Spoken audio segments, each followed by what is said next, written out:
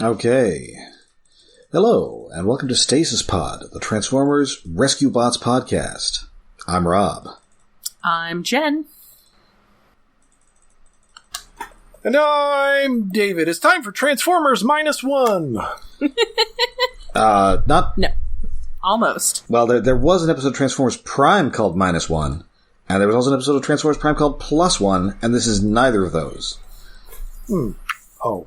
Remember, +1 was the one where it's like Greg Wiseman trying to hook up Agent Fowler and Marky Post? Yes. Oh.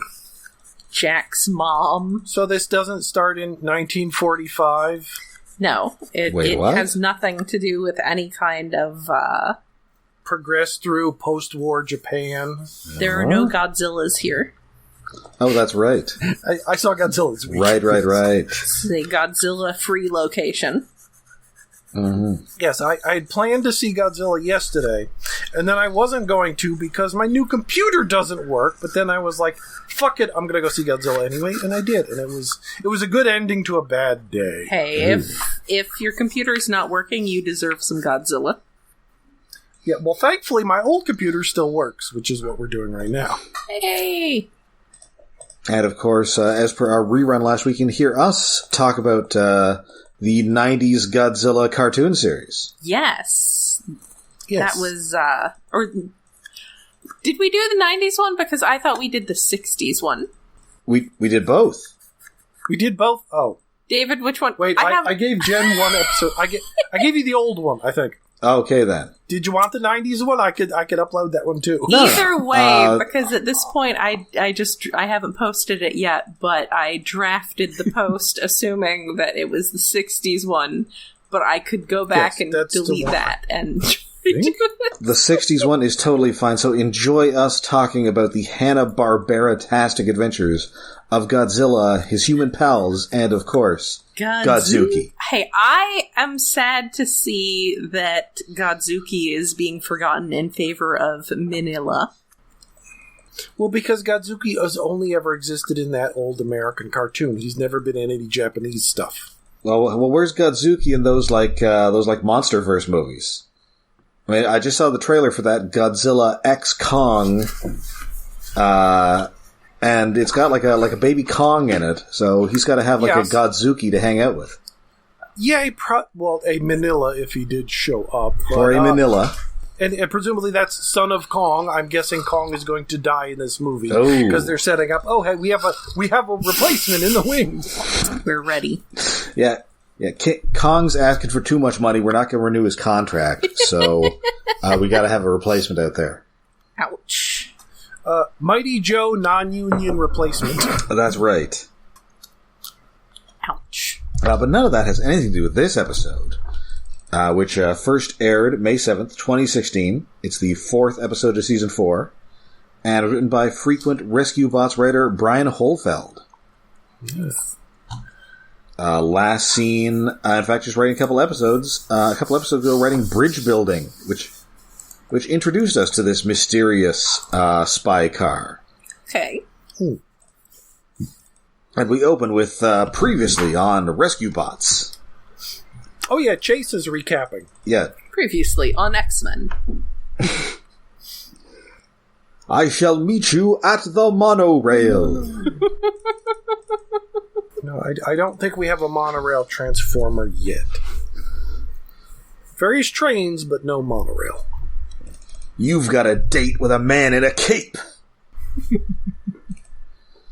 Remy! No. So, Chase recaps what's happened. They built a space bridge. It didn't work so great. But it turns out it's being fouled up by a mysterious spy car with the voice of frequent Doctor Who guest star Alex Kingston. Well, that's another digression we can go on because the new Doctor Who's back on Disney+. Oh, that is correct. Doctor Who is back. No sign of Alex Kingston yet, but you never know. Never know. Yeah, maybe. We got two more episodes, I think. One more episode. Mini season. Oh. Well, there's one more episode with There's going to be a Christmas special. And there's a Christmas one that's going to be with the new guy, Gatwa. Okay. I guess that's the fourth one. I thought there was going to be 4 and then the new guy. No, just the 3. Unless Tennant's in the 3rd one, we don't know exactly how that's going to go. Yeah, there's a lot of not knowing what's going on with these episodes, and apparently it's people are like, I don't know, having feelings, having anxiety. I mean, we all have feelings. And I'm just confused because I missed the last season or 3? Or most of it, we still... You can probably pick up from here. It's just we don't know why Tennant is back, or why he's back to being David Tennant either. Yeah, he doesn't know either. No. Anyway, now he's bisexual officially, as if he hasn't always been. I mean, yeah. So we're looking through. So Chase is looking through the records for Quickshadow and finds absolutely no record of her. Dun, dun, dun. Now, I don't know if this is eminent enough peril to justify cutting to the cutting to the opening. I feel like you need to be a little more perilous, but I guess, you gotta open the episode. It makes up for it that we get a recap by Chase, so. Yes. Yeah. I guess that's okay. It would be more peril if this was a show that had Decepticons in it. Yeah. But since it isn't, what can she be other than just an Autobot? Yeah, what's the worst she's gonna be? We get a veiled reference to Decepticons in this one, though? Yeah. Yeah. That's true. But I forget if we've even heard the word Decepticon. Maybe in the first season. I'm pretty sure they've been mentioned, but possibly just as, an in vague concept. Yeah, something Optimus tossed off. I'd rather be talking to a Decepticon or something. No, but I like when Chase comes in to tell everyone else, she's a mountebank! A charlatan! Yes. He's the best.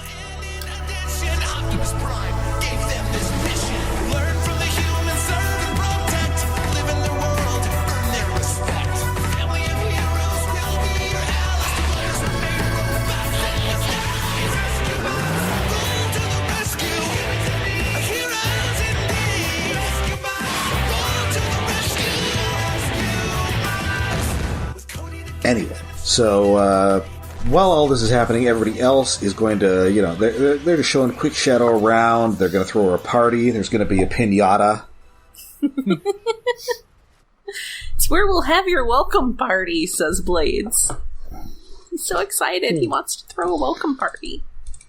But then, of course, Chase has to tell everybody that she is indeed a mountebank.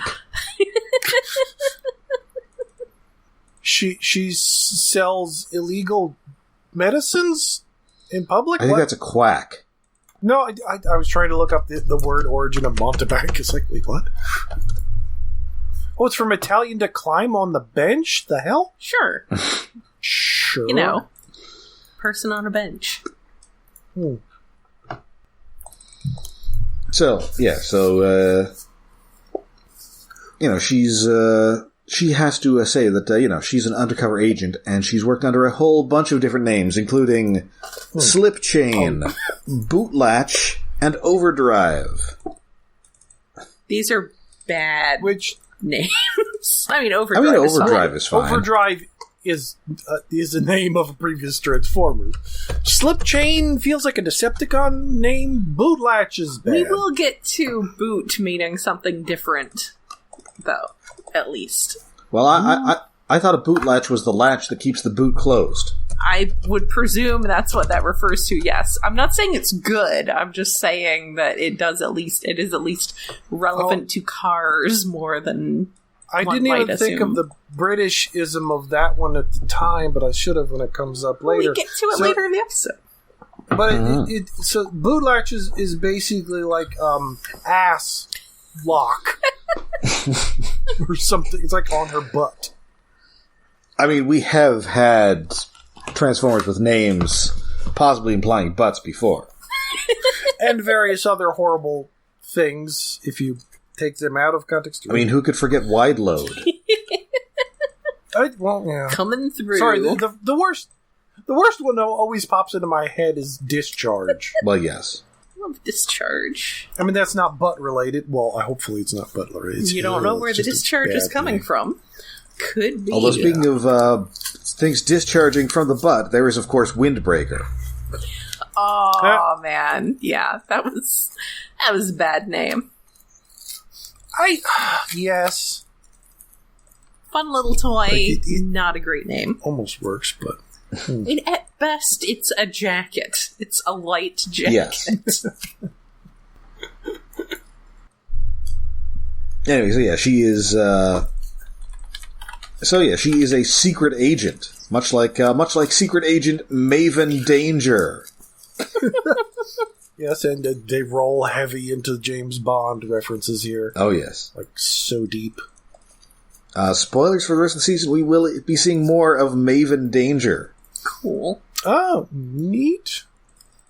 Noted Maven Danger movies include Live Twice Tomorrow and The Spy with the Golden Diamond.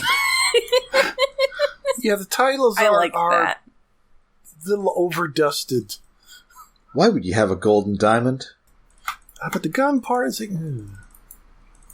Well, I mean, it's obviously The Spy Who Loved Me, Man with a Golden Gun, and Diamonds Are Forever. Yeah, but just it mashes them up too much. And then the other one is You Only Live Twice, mashed up with Tomorrow Never Dies. Maybe also with Live and Let Die. I've seen a lot of Bond movies. I mean, yes. there have been a lot of Bond movies. There sure have. There are a lot of Bond movies to see. Anyway, apparently Optimus Prime picked out her alt mode, which is the vehicle of Maven Danger. So Optimus is a fan of Bond movies. It seems a little ostentatious for being undercover. Yes, but again, like, Optimus watches Bond movies. That's what a spy looks like. I mean, it's possible he didn't realize they were movies and thought, well, that car's got a lot of useful features. We should scan it. Possibly. Apparently she is an Ostley Benton. Yes. Sure.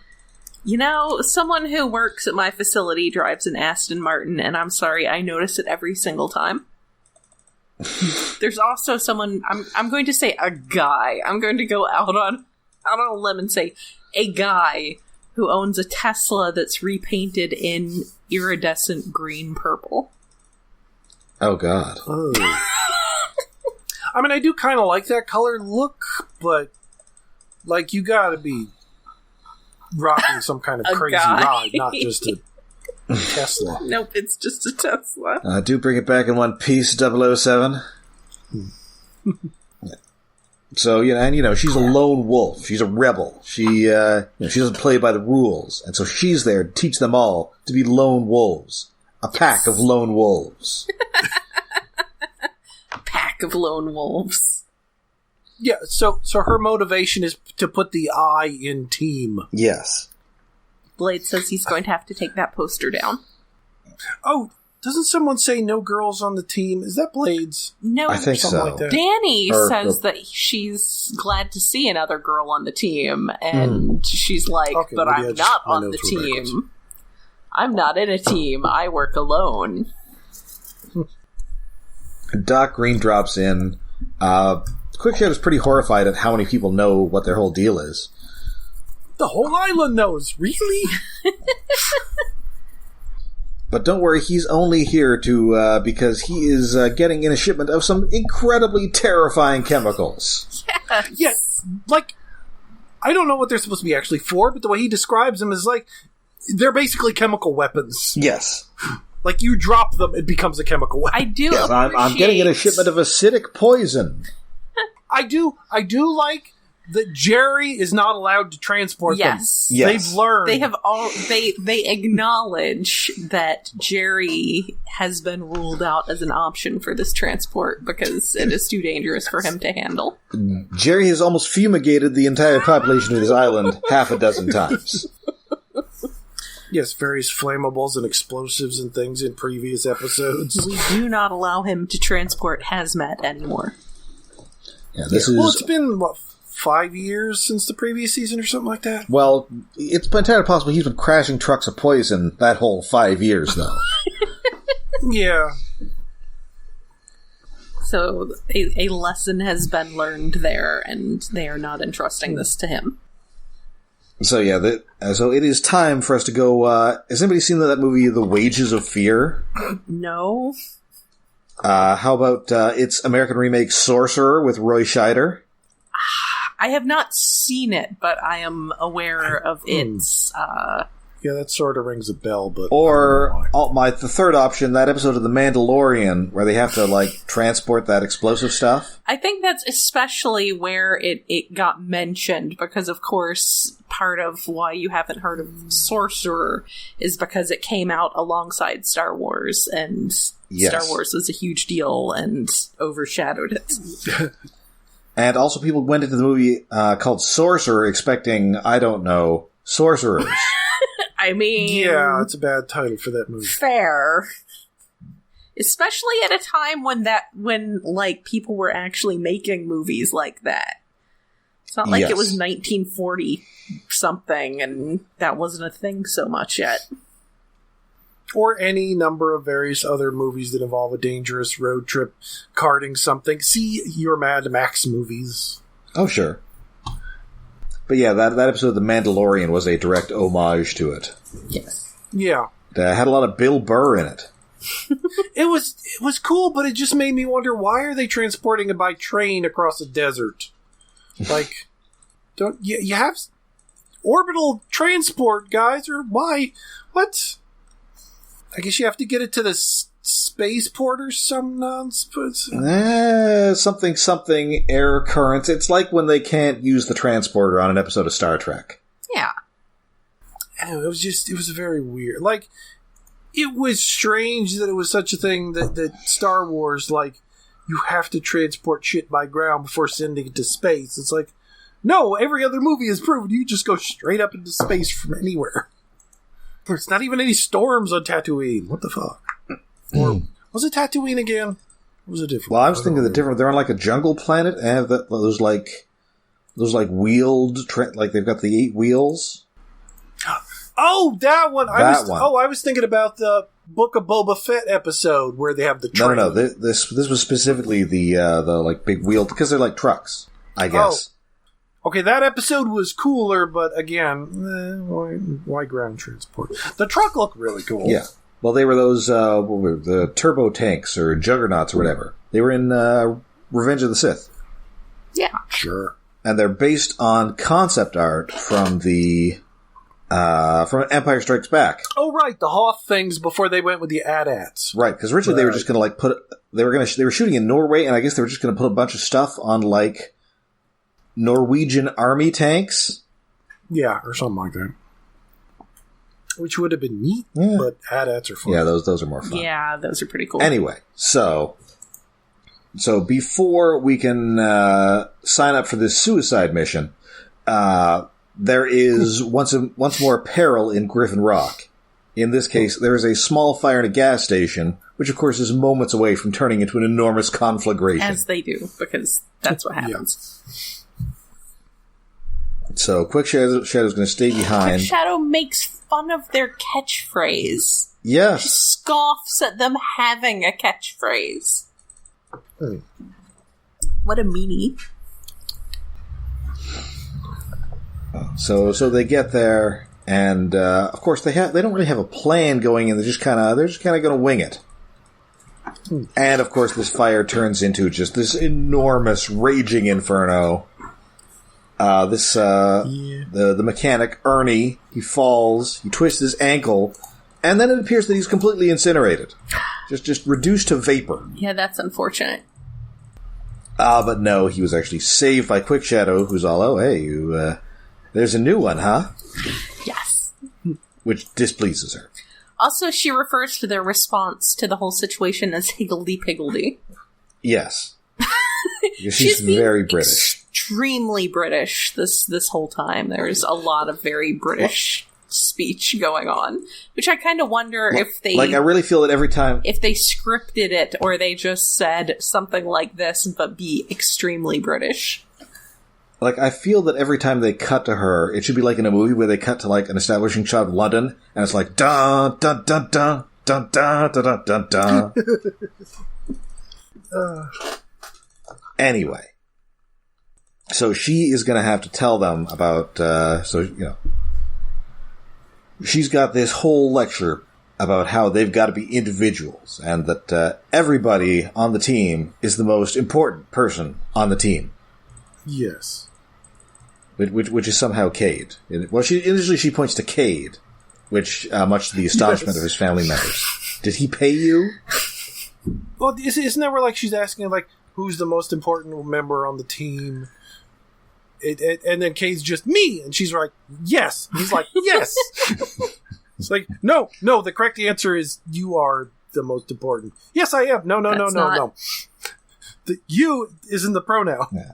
Not as in you specifically. Cade, you are useless. Aww. And she's also always asking rhetorical questions, which is driving Blades insane. Yes.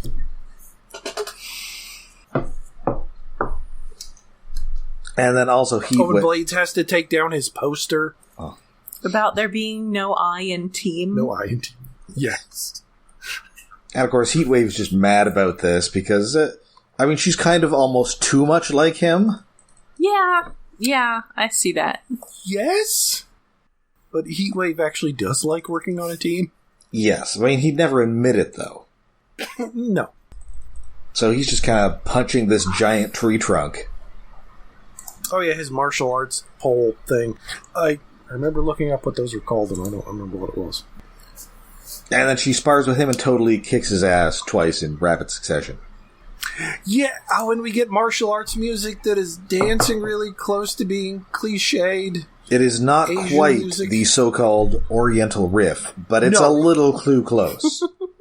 It's not that. It's not that old music that needs to die. It was more like Asian-themed martial arts music, but it's like, did you really need to go there? These are robots from space. But it was there. Anyway, it is now the point that just do your... The shipment of doom poison has arrived, and they're going to let Quickshadow run this one to see how her plans work.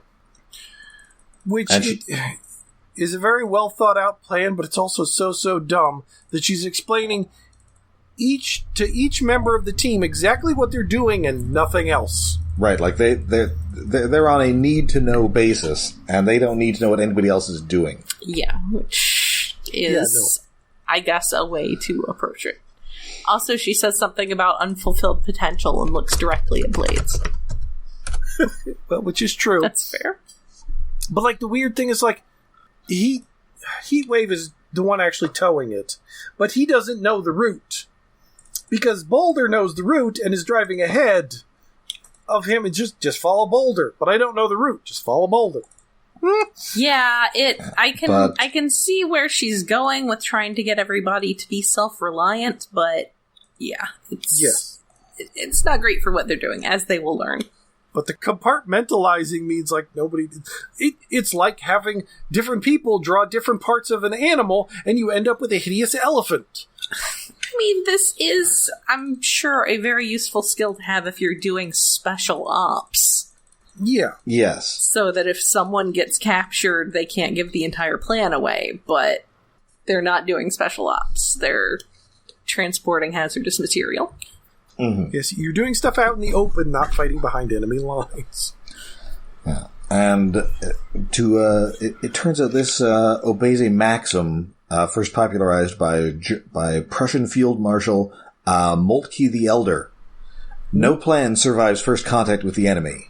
Oh, and in this case, the enemy is a fat guy with a helipack. Oh, Mr. Harrison.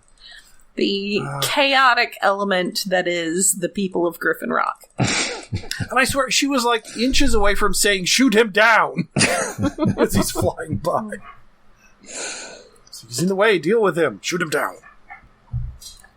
And yeah, pretty quickly he dooms the city.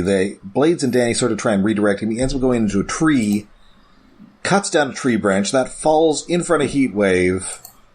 The trailer rolls over the branch, the crate of doom poison falls off the trailer, and then Griffin Rock is blanketed in death clouds. Yeah, one of like 4 crates of things. So it's not the whole island. It's just one little section of the island, just downtown. Where did they get? Where did he get this gas? It starts eating through anything metal. Oh wait, did they get this from the Jersey Devil? Oh no! Oh no! I'm experimenting on the blood of the Jersey Devil. Now everyone dies of poison. The end. Go to previous Patreon episode of Extreme Ghostbusters. Fun episode. But yeah, it's just eating stuff everywhere, and it's like, why do I have a note that says puppies no? Is it going to devour puppies? I forgot. Yes, because it starts going for the pet shop. Yes. Oh, yes, the pet shop. The grooming. Yeah, it was. I think it was supposed to be a pet shop, but there was only like dogs that they showed. Well, there's the cloud of eating everything in town heads that way. So in the window there is a Saint Bernard with a little barrel. Of course. And then another one that I forget now, because I didn't write it down. And then in a bathtub full of suds is a dog that either is or appears to be Mayor Lusky's dog. Oh, yeah, probably. So, yeah, unfortunately, it is headed for a pet shop. Or a grooming place. Yeah. Point is, dogs are in peril. That's a little close to home because I'm in the DC area and we recently had a doggy daycare that flooded and it was super tragic and unhappy for everyone involved. Oh god, that just reminds me that tragic stuff. There was a pet store like next to a Toys R Us in a low-lying area that flooded. Yeah. Wiped out both. Oh, that was not good. That's bad. Both of them are gone. That's rough. Well, but that was many years ago. But anyway, yeah. Animal trauma. Where were we in the episode? Oh, right. So yeah. I'm still wondering, like, Mr. Harrison has been the cause of in his little flight pack, have been the cause of so many troubles. How is he still allowed to have that? Like, it breaks down once a week. He's very well connected.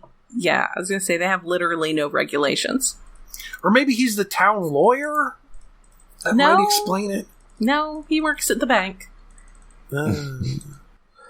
So maybe he's like the bank manager, so he, cuts him some slack because he keeps service charges very low. Maybe. I guess it's a funny running gag, but at this point it's a serious question. It's like, why is he allowed to have that?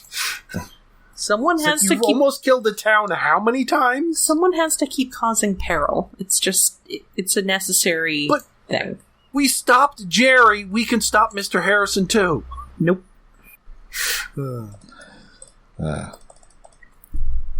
Anyway, so Heatwave and Kate, they're going to keep going with their mission, and they're going to hope everybody else can enact the backup plan. Unfortunately, there is not a backup plan. Nope. Oops. But thankfully, Chase... She didn't think there should be a backup plan because everything would go perfectly. Yeah. So for someone who overplans things with this big plan, to not have a backup plan feels extra dumb on her account. I mean, that always happens in Griffin Rock. Everything goes perfectly according to plan. Yes. Well, yes. So luckily, Chase does have a backup plan. So Doc Greene has an anti-doom poison chemical. Of course. Mm-hmm. Because Chase's biggest strength is always being prepared.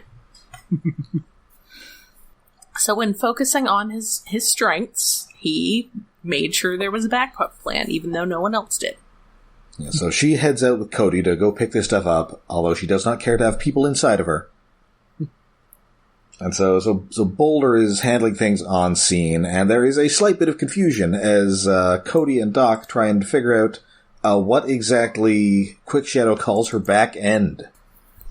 Yeah, she's talking about her booty. Her boot. They ask her to open the trunk, and she's like, "My what?"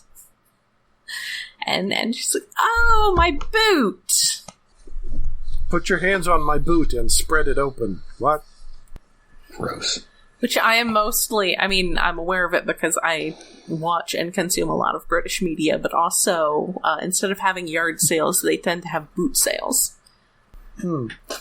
So occasionally you would come across people in the fandom talking about, finding a particular toy at a boot sale. No.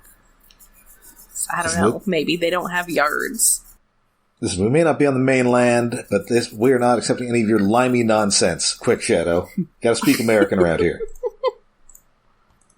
So they get on scene, but they have this anti-poison chemical. They just don't have anything to distribute it with. But good news, Heatwave is there, en route with blades, and he can just load this stuff into his foam sprayer. Yes. As you do. So disaster is averted. The puppies are saved. Yay. Everyone's fine. We can all go home. And Quickshaw has to admit that, maybe her approach doesn't work all the time. Yes. But, I guess that is a fairly well-established thing where the character who thinks they know everything learns that they do not, in fact, know everything. Yeah, as they pointed out earlier in the episode when... Who was talking about? The boat guy? Fuck. Maven Danger? No, they were talking about... High Tide. Yes, High Tide. They were talking about a previous episode. It's like, remember when High Tide was going to teach us, but he learned something? It's like, maybe that's what Optimus is doing here. And it turns out, yes, it is. He did it again. Yep. Rocky Road, please stop lunging onto my desk. Cats. Delicious kitten names. I know. Alright, so, and she decides, my work here is done.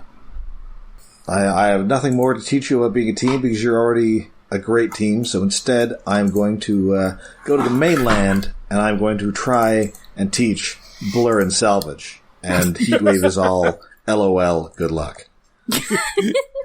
Going to try to go teach Blur literally anything. Good luck. Have fun. Yeah, have fun with that, buddy. And that she drives off, and that is the episode, and that is it for Quickshadow for a little while. Oh, so she does come back, but it's only here for 2 episodes, though. That's 2 episodes, and then she's going to recur throughout the season. Okay. They had money for voice casting, and they were going to use it. The end of +1, but Quickshadow will return in Ghost in the Machine. Dun dun dun. That is the next episode she's on. Alright. Oh, is it going to be a Ghost in the Shell parody? No, it's a Halloween episode, sort of.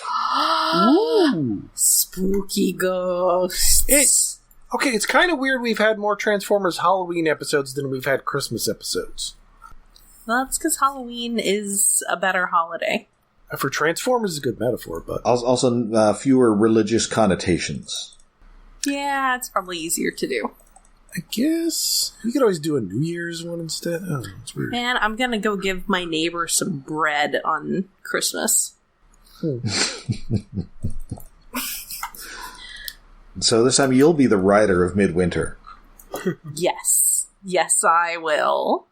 It truly is time to pass the bread. I mean, they're apparently from Brazil, so they don't know. They don't know that's not a thing we do here. Oh, and I don't know if it was in other episodes or it's been on other Transformers. We see a light piping in Quickshadow's head in this episode. Yeah, that's weird. It's a little odd. Because I don't know that her toy actually has that. Probably not, since it's a rescue bot. They tend to be simpler. So I wouldn't think so. Well, I guess they do have translucent, but I don't think it... I don't think her... Yeah. Anyway, so this was a fun one. It's interesting adding a different member to the group dynamic, and they make her somewhat unlikable without making her totally deplorable. Like, intolerable? Yes. Yeah.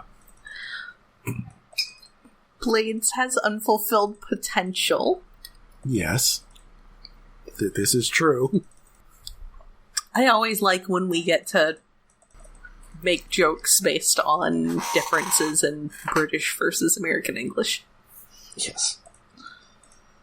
Spit spot. That's right. So I believe that now brings us to David's Tokusatsu Corner.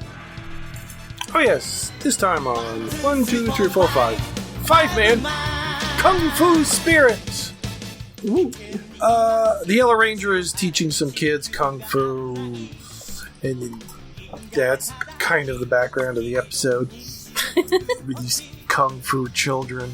That's it. That's the episode. The end. I mean, they're not quite as much focused as some other episodes, but it's kids related to one of these 5 siblings who are also teachers. It's like, okay, that's a repeated thing. Anyway, Garoa, the demoted general of the bad guys, finds a weird room where, like, just big flappy curtains or something. It's spewing smoke, making noise. And something to do with this, presumably they haven't gotten to it yet. Empress Meadow, the giant floating evil head in the sky that is their leader, like, she changes her face paint and gets madder and angrier. It's like more spikes on her makeup. And then she says, "The gun is good, the penis is evil." Well, not so much it's like she appears out of the clouds, but it's like an actress's face in, like, these rainbow translucent, like, hair kind of sticking out from it. It's a cool look, but it's hard to describe. She's just a face in a cloud, effectively. Anyway, Chevalier comes in dressed as like a kung fu martial artist with a bandana that is the logo of the bad guys, which is sort of looks like a skull and a crossbones, but pointier, and kicks the ass of all these kids. And then Yellow Ranger isn't happy about that and starts to fight him. And then the Monster of the Week shows up, which is kind of half Mothman, half something. Maybe like, I didn't look it up. It sort of looked kind of like a coral reef, but it was like half moth and half thing. Anyway, it steals the Yellow Ranger's power to morph and then gives it to one of the Ginga Men, the Chevy's, like, sort of alien henchman sidekicks, which is also confusing because there's a future Super Sentai team called Ginga Man, but they're the bad guy Ginga Men in this show, and it's like, oh, whatever. Anyway, so that Ginga Man transforms into 5 Yellow with a yellow scarf on and starts kicking the Yellow Ranger's ass. Her name is Remy. I might start doing that because it's going to be a lot of Yellow Ranger kicking Yellow Ranger's ass. Remy. Or 5 Yellow. I can't touch you, Remy. Anyway, the other Rangers show up, also get their powers stolen. So the Ginga Men have the 5-man powers, and the 5-man have nothing, and they kind of get their butts kicked until Remy shows up, and is he on a Jeep or something, and just, like, runs them through and scares off the bad guys for a second. Oh, but also, like, the Ginga Men have transformed, and they got scarves in the normal outfit. They also have machine guns, and they hop on bikes and drive around town just shooting the place up like a gas station explodes. Yikes. Utter chaos. That's not cool. Well, they are the bad guys. Okay, fine. But wow, machine guns. Remy encounters them in the middle of town, beats up the Yellow Ginga Man, 5-man Ranger, and then just, like, holding her own with the others. But the rest of the Ranger team have been, like, their siblings. They're like, oh no, we've gotten our butts kicked and we lost our powers, and what are we going to do? But oh no, our sister is still fighting strong despite not having powers. We must not give up. And then, conveniently, Arthur, their robot butler nanny, shows up with recharged tension devices, tosses it to them, and we have Ranger. Well, it's not really Ranger versus Ranger, because at that point, like, they've punched and kicked the Ginga Men out of the Power Rangers uniforms, but they got it back. Big fight. The Mothman monster shows up again, but gets defeated. And then they use Rule 34 Stay Puft Marshmallow Mecha. Oh no! To convert. Well, I just threw the rule because it's the 34th one of these giant mecha thingies that absorbs the monster to turn into the giant thing. And then the giant monster absorbs their finishing move sword before they can use it and starts swinging at the Rangers. But then they just, okay, we'll summon the secondary mech, combine with that, and then kick your ass. And so they do. By punching it. Punching. The end, and cut back to the kung fu training and small children who are a very minor part of this episode, but there's always children. Almost always children. It's gotta be kids. Gotta have kids. Yeah. Can't not have kids around. It was a fine episode. And I'm on the final disc of this series, so I have to figure out what I'm doing next, which I haven't. Mm-hmm. Some other Sentai show. Ooh. I just don't know what. Maybe, I don't know. One of the discs I have somewhere. You'll figure it out. Yes. Yeah. All right, so that does it for us for this week. We'll be back next week with more Rescue Bots. Until then, you can find us all over the internet. We're on Twitter, we're on Facebook, we are on Mastodon, and we have a Patreon. Yes, we are hosted on iaconunderground.net, where we have a Patreon to set up with hosting and other expenses. That is patreon.com/iaconunderground. We, for the month of December, did we decide what we were doing for December yet? We were having a lot of thoughts. We have not decided. It will probably be some manner of Christmas special. Shoot, no. Yeah, I think... I had thoughts. I don't remember if we... No, we didn't settle on anything, but... You had some thoughts. Thoughts occurred. But of course, whatever it is, it will also come with a special Christmas treat from me towards my co-hosts. Uh-oh. Oh, no. I was proposing that we could pick a random Lacey Chabert Christmas movie. Oh, yeah, if we can find one that's also available in Canada for Rob. Probably hurting me more than anyone else, because I believe we have established that I don't watch movies where things don't explode. Yeah, no, so. I have suggested a different Lacey Chabert movie, which is kind of a Christmas movie, in that there's a scene that happens at Christmas. It would just be lots of me complaining about hetero bullshit, but, well, yes. You know. I mean, we can do that. Fine. That is something. But we can also do something else. Yes, we will see. For Thanksgiving, we did the Garfield Thanksgiving special on the subject of hetero bullshit. Oh, man. Yeah. Why? Who would invite someone to Thanksgiving dinner alone as their first date? I mean, I guess the answer is very weird. John. But, yeah, it's definitely a thing that we watched and had a lot to say about. So, yes, as little as $1 a month. That is patreon.com/iaconunderground. Rocky Road, for the love of God, stop chewing on my cable. Come on. Just sitting there on the keyboard going on the microphone cable. Buddy, stop it. Stop it. Get him something else to chew nearby? Someone please adopt some cats. Get him his own keyboard to stand on. Maybe. Just stretch random cables out all over the desk for them to chew on, for D20 cables. Well, strings or something, not actual cables, because that might encourage them to eat cables. I suppose. All right. So, and then, of course, we'll be back next week with more Rescue Bots. And in this one, we're going to meet... we're going to re-encounter one of our old pals. Oh no! Dun dun dun.